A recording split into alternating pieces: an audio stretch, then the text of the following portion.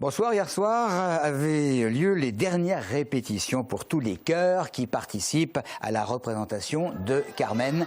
Demain soir à l'Hardy, un opéra qui a été raccourci pour s'adapter évidemment à tous les publics. Plus de 150 participants sur scène.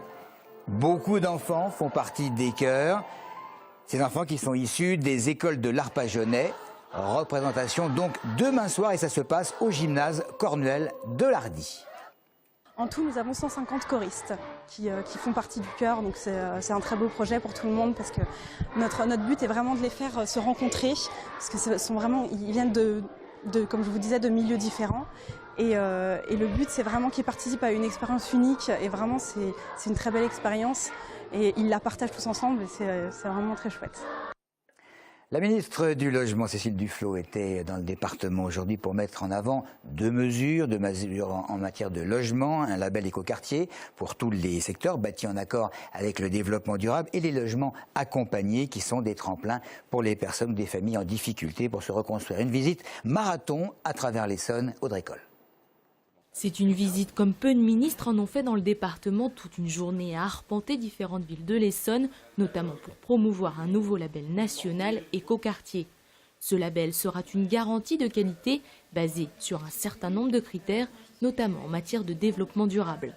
Il est bien de pouvoir labelliser ce type de démarche pour qu'elle réponde à un certain nombre d'obligations et que les gens qui ont envie de s'investir dans ce type de projet sachent à quoi ils s'engagent. Deux lieux illustrent parfaitement ce label en Essonne, le quartier Clos-Bois-Badeau à Brétigny-sur-Orge et le quartier des Docks à Ris-Orangis, exemplaires en matière de déchets ou encore chauffage.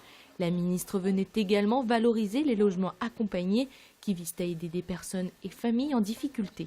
La politique en matière de logement dans l'Essonne est très complète puisqu'il y a un certain nombre d'initiatives. Il y a la volonté de certains maires, comme le maire de Sainte-Geneviève-des-Bois où j'étais ce matin, de participer à cet effort de construction de logements avec des opérations intéressantes qui transforment des petits pavillons existants en améliorant le nombre de personnes qui peuvent être accueillies. Voilà, il y a des réalisations qui sont des réalisations intéressantes. Avec des logements pour des femmes victimes de violences ou des locaux destinés à des gens du voyage sédentarisés, ainsi que les nouveaux écoquartiers qui fleurissent dans l'Essonne, la ministre a trouvé matière à illustrer son propos et ses ambitions en matière de logement. Les représentants essonniens d'Écologie Les Verts étaient bien entendu de la visite ministérielle. Et si Maxime Lemaine a pu rapidement repérer Jean-Vincent Placé parmi les personnalités autour de la ministre, le sénateur n'a pas désiré s'exprimer sur le fameux rapport aux années, sur le Grand Paris Express que nous évoquions hier soir. La ligne verte se retrouve prioritaire, ce qui ne plaît évidemment pas aux écologistes qui dénoncent la probable urbanisation du plateau de Saclay et donc une diminution par voie de conséquence, selon eux, des activités agricoles. Le mariage pour tous ou pas pour tous, 54% des Français y sont favorables, mais partagés sur l'adoption. En fait, les opposants à l'adoption par des couples homosexuels sont aussi nombreux que les partisans, et c'est ce que révèle un sondage CSA pour BFM Télé. Globalement, les sympathisants de gauche plébiscitent le mariage à 73 pour, tandis qu'au contraire, des sympathisants de droite sont à 63% contre. Diverses manifestations sont prévues ce week-end, aussi bien en province que dans la capitale. Alors, est-ce que des Essonniens vont y participer? Petit thermomètre de rue. Je m'en occupe pas. Non. Pourquoi? Parce que je bosse. Moi, je trouve ça plutôt bien, quoi.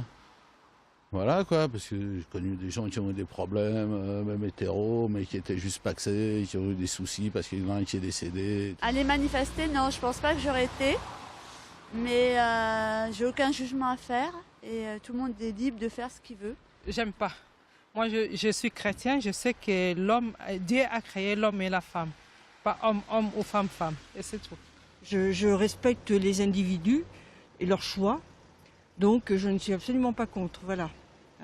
Mais bon, je vais peu aux manifestations, ça me fait peur. Oui, je peux insister. L'après-midi, oui, pourquoi pas. Parce que je crois qu'il faut être tolérant, il faut permettre à tous de vivre chacun comme il veut, et puis voilà. Non, je ne suis pas pour le mariage pour tous. Je trouve qu'un homme, une femme, c'est tellement beau ensemble. Deux hommes, ça me choque un peu. Voilà. Moi, j'étais plutôt pour le Pacs. Parce que le Pacs, ça résout beaucoup de choses. Deux femmes, peut-être, peuvent avoir un enfant avec un homme et puis une femme. Mais après deux hommes, c'est pas facile. Aucun rapport. Utiliser des têtards pour surveiller la qualité de l'eau, c'est ce que fait depuis 2005 l'entreprise Watchfrog, située à Évry. À partir de janvier prochain, donc, elle va travailler, cette entreprise, pour l'hôpital sud-francilien, en contrôlant les eaux rejetées par cette structure médicale. Le but, c'est de protéger l'environnement et par la même occasion notre santé, vu que nous mangeons des poissons de certaines rivières. Claire Colombel nous propose une visite guidée de l'entreprise. Dans ces locaux, les scientifiques vérifient la qualité des eaux usées envoyées par leurs clients et détectent l'éventuelle présence de produits chimiques dangereux pour notre santé. Première étape, un marqueur génétique est introduit dans les œufs. Ensuite, les têtards sont exposés pendant 3 jours aux échantillons d'eau.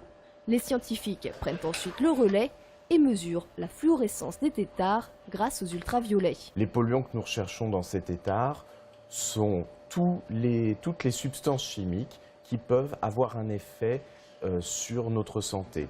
Les pesticides, les produits pharmaceutiques et ce que l'on appelle les perturbateurs hormonaux, les perturbateurs endocriniens, tels que le bisphénol A, qui vont donc modifier nos équilibres hormonaux, thyroïdiens, œstrogéniques, androgéniques. Plus ces têtards sont fluos, moins la qualité de l'eau est bonne. Les conséquences sur l'environnement peuvent aller jusqu'à la féminisation des poissons. Le phénomène a déjà été constaté en France. À partir de janvier, l'entreprise va vérifier sur place les eaux usées rejetées par l'hôpital sud-francilien. Nous allons le faire, ceci grâce à un dispositif mobile dans un véhicule qui sera équipé des outils de laboratoire qui permettront de prélever de l'eau à différents endroits de l'hôpital. Watchfrog contrôle la qualité de l'eau en France, en Europe et même aux États-Unis. Son directeur regrette qu'une chose, ne pas travailler plus avec les élus et les collectivités territoriales essonniennes. Et nous allons terminer par la page sportive. Pas mal de choses ce week-end. Encore un match à domicile pour Massy en Pro D2. Le rugby club de Massy qui va donc disputer demain son 3e match de la saison à domicile. En Pro D2, les joueurs de Jeff Dubois devront absolument l'emporter face à Albi, un concurrent direct pour le maintien. Et le coup d'envoi sera donné à 18h30. En basket, à présent, l'Alert Juvisy va recevoir demain l'équipe d'Angers en National 2. Les hommes de Thierry Dudy vont devoir l'emporter à l'occasion de ce premier match à domicile afin de bien lancer leur saison. Et le début du match, il est prévu à 20h précise. Dans le même temps, les basketteuses de Palaiseau vont recevoir l'équipe de Mézieux en National 2 féminine. Une victoire absolument obligatoire pour les Essonniennes face à une formation très performante. Le coup d'envoi de la rencontre à 20h30 comme d'habitude. Enfin, les footballeuses juvisiennes vont devoir absolument soigner leur goal average demain à 16h au stade de Maquin de Viry-Châtillon face aux promus d'ici les Moulineaux.